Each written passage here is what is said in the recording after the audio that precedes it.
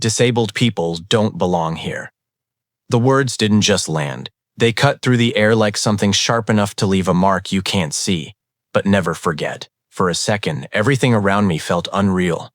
Like the world had paused just to make sure I heard it clearly. I remember looking down at my daughter, the way her fingers tightened around mine. Confused, searching my face for answers I didn't have. Who says something like that? And more importantly, who believes it enough to act on it? I wish I could tell you that was the worst part, that it ended with words. But it didn't. What happened next turned a quiet neighborhood into something unrecognizable, and I didn't know it then. Standing there frozen, but that moment was the beginning of everything falling apart. It's just been my daughter and me for a long time now. Life didn't ask if I was ready to raise her alone. It simply decided for me the day her mother didn't come home. One moment, we were a family of 3, laughing over something small and forgettable.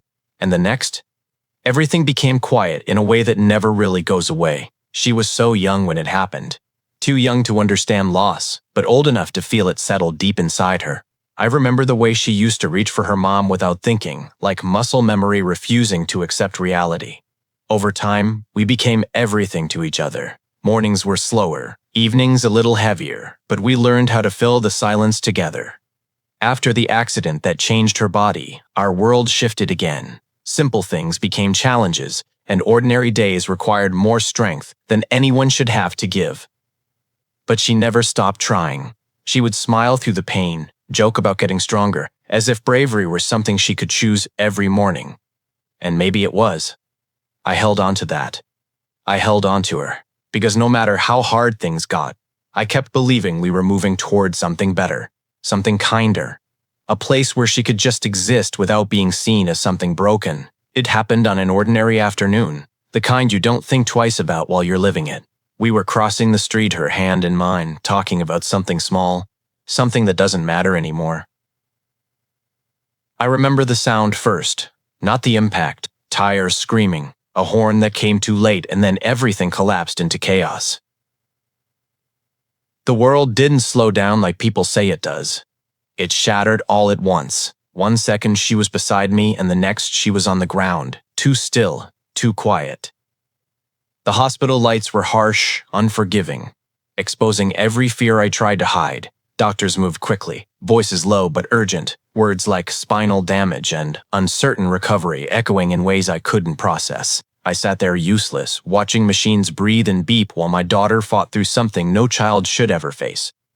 When she finally opened her eyes, she didn't cry. She just looked at me, searching for reassurance as if I could somehow make it all make sense. The days that followed blurred together into corridors, therapy rooms, and quiet moments filled with unspoken questions. Crutches replaced her steps, and every movement carried a weight it never had before. Still, she smiled, small but real, as if she was determined to meet this new life without fear, even when I couldn't. When we moved into the neighborhood, it felt like stepping into a version of life we had been hoping for but never quite reached. The streets were clean, the houses carefully kept, and people smiled in a way that made you believe things might finally settle. Neighbors came by with small gestures of kindness, warm meals, quiet words, gentle encouragement that didn't feel forced. They spoke to my daughter with patience, cheering her on for every small step she managed, as if they understood how much those moments meant. For the first time in a long while, I felt something close to relief.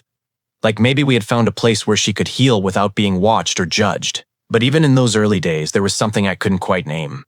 A pause that lingered too long in certain conversations. A look that didn't fully match the smile it came with. And then there was the one neighbor who never showed up, never introduced herself, yet somehow always seemed aware of us. I didn't know her name then, only the feeling that followed whenever I noticed her watching from a distance. It wasn't obvious enough to confront, just enough to unsettle, like a quiet warning I chose to ignore. The first letter arrived quietly, slipped under the door like it didn't want to be noticed.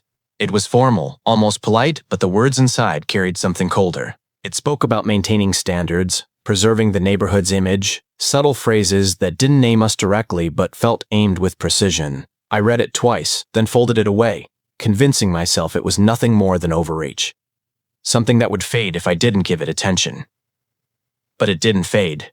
More letters followed, each one a little less careful than the last. Complaints about safety concerns, mentions of property value, and suggestions that certain adjustments should be made. They never said her name, never openly acknowledged my daughter, yet everything pointed back to her existence like it was a problem to be solved. I started noticing other things too. Measurements taken without explanation, conversations that stopped when I approached, and smiles that felt rehearsed. Karen finally revealed herself not through an introduction, but through control. Her presence lingered in every notice, every complaint, every silent judgment that spread through the community. I told myself it wasn't personal, that I was reading too much into it, but my daughter noticed the shift before I did. She asked quieter questions, stayed closer to me, her confidence shrinking in ways that broke something inside me. Looking back now, I can see it clearly. I should have acted sooner, before silence became permission. It happened in the open, not hidden behind letters or polite wording, but out in the street where everyone could see. We were walking slowly, my daughter focused on each careful step, when Karen stepped directly into our path. Her smile was there, but it didn't belong to anything kind. She spoke loudly, deliberately, making sure every nearby window and passing neighbor could hear. She talked about rules, about standards, about how some people simply didn't fit into a place like this. Then she said it clearly, without hesitation, that we didn't belong here. The silence that followed felt heavier than her words. I could feel eyes on us, people watching but saying nothing, caught between discomfort and fear. My instinct was to react, to defend, to push back against the cruelty standing right in front of me, but my daughter's hand tightened around mine, and I forced myself to stay calm. Even as something inside me burned, Karen leaned closer, lowering her voice just enough to feel personal, promising consequences if we didn't leave on our own. It wasn't just a warning. It felt like a decision she had already made, and as she walked away, the tension didn't leave with her. It stayed behind, thick and unresolved, like something worse was already on its way. It happened faster than my mind could process, like the world finally stopped pretending it was safe. My daughter was just a few steps ahead of me, carefully moving along the sidewalk, when Karen appeared again, this time without warning, without words. She blocked her path like she had every right to be there, like my daughter was the problem standing in her way. Before I could react, Karen reached out and grabbed the crutches. She yanked them away with a force that made my daughter stumble instantly, her balance gone in a second. I heard her gasp, that small broken sound that no parent ever forgets. She fell hard onto the ground, hands scraping against the pavement, pain written all over her face. And then it escalated. Karen didn't stop. She pulled her hair, forcing her head back as if she was trying to erase her presence entirely. My daughter cried out, calling for me, her voice shaking in a way that tore through everything inside me. I don't remember deciding to run. I just moved. One moment I was behind them, and the next I was there, seeing everything in a way that didn't feel real. Rage took over before thought could return. My voice broke as I shouted, stepping between them, the world narrowing down to one unbearable moment I could never undo. The sirens arrived like a breaking point, cutting through the chaos and forcing everything to freeze. Neighbors gathered at a distance, no longer silent, their voices overlapping in shock and disbelief. Within minutes, the situation stopped belonging to us alone and became something official, something recorded and undeniable.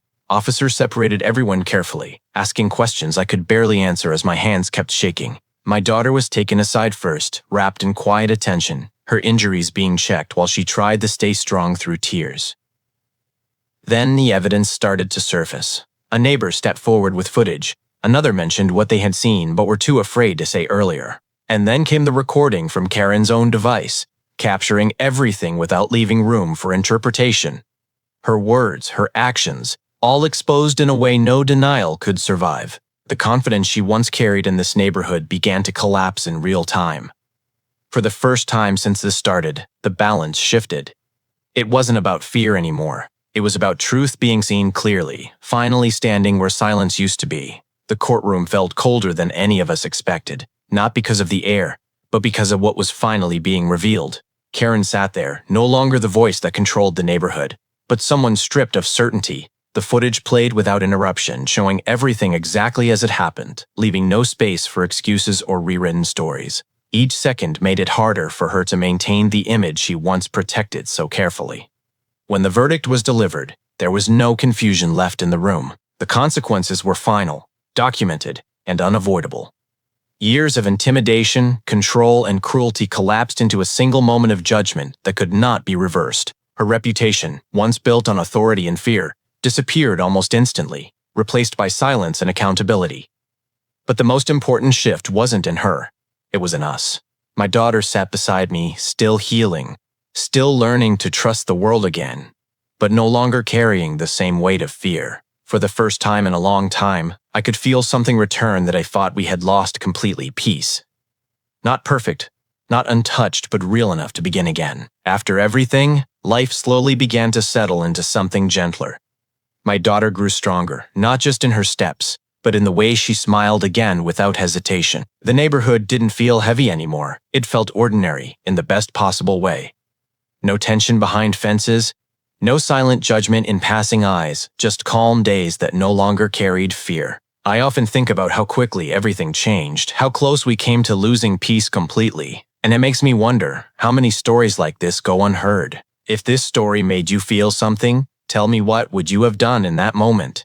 And don't forget to like, comment, and subscribe for more real-life HOA drama stories.